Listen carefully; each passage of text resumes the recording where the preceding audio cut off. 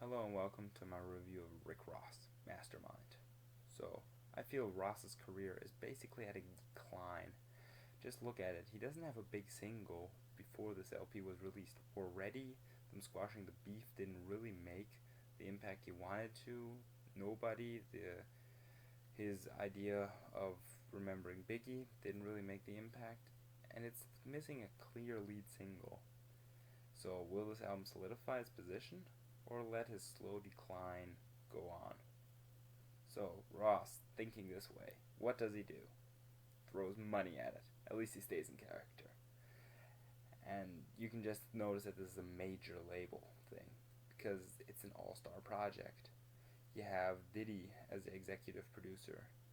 You can see this two ways. On the one side of his mad success he had in the 90s, or his recent, more troubled Bad Boy label, which is basically declining other than French Montana, who's keeping it alive.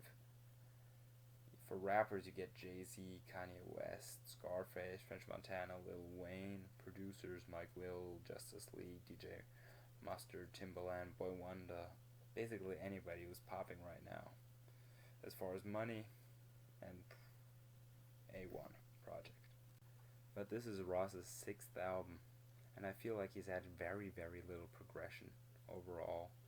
And he still raps about the same stuff. His material possessions, him being a drug kingpin, and money. We've heard it all before, just like the trap, soulful, luxurious production he goes over. And if Snoop's money reeks of money, then Ross's for sure does of money. Ross isn't widening his horizons here.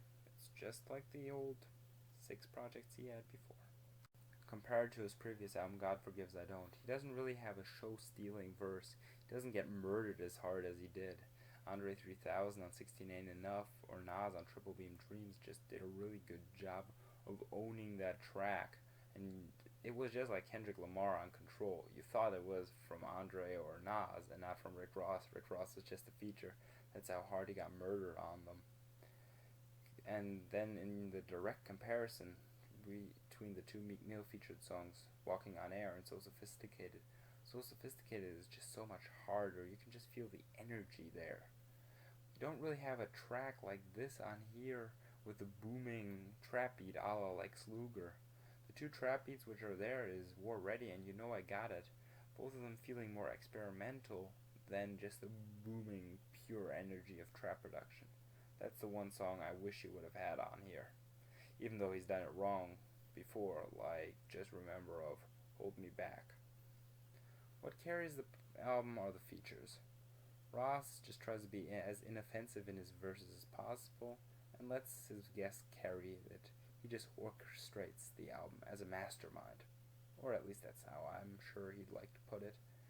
He's like DJ Khaled in a way, I guess, just that he raps as well. And to be completely honest, it sounds like a compilation album, yes, but I prefer it because 19 tracks of just Ross would be boring as fuck.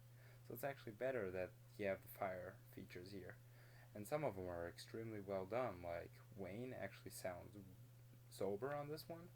Scarface is good, Jay-Z is good, The Weeknd is good. You get what I'm saying. I can't really recommend this album without a couple of caveats, which are basically that Ross only bought the best album he could, and without being creative, because he's done this album like 6 times before, at least from his part. And it seems like he'll rap about money, but that's all he has. Maybe it's true that he raps about the money because he doesn't have anything else like creativity that other artists have, but that might be going a little bit too far. This is an okay album. It's not a shock, it's just okay. And I do not really feel like it solidifies Ross's stance as really high in the rap game. I just feel like this is where we're going to see Ross just slowly decline in relevance. 3 out of 5.